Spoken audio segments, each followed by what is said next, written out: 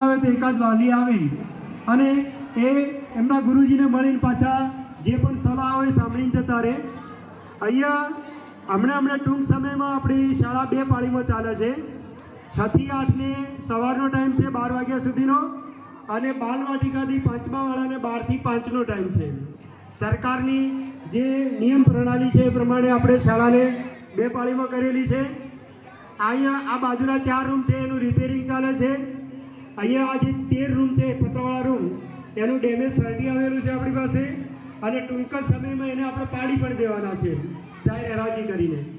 એ પ્રક્રિયા ચાલુ છે અને એ સાથે સાથે સરકારે આપણને 10 રૂમ 5 નીચે અને 5 ઉપર એમ 10 રૂમનું એક બિલ્ડિંગ આપ્યું છે. એ સાથે એક મધ્યાહન ભોજનનું રસોડું આધુનિક, એક બાળકોને બેસીને જમવા માટેનો મોટો શેડ આપ્યો છે અને આખી શાળાને રંગ રોગાન એટલે કે એક નવી શાળા.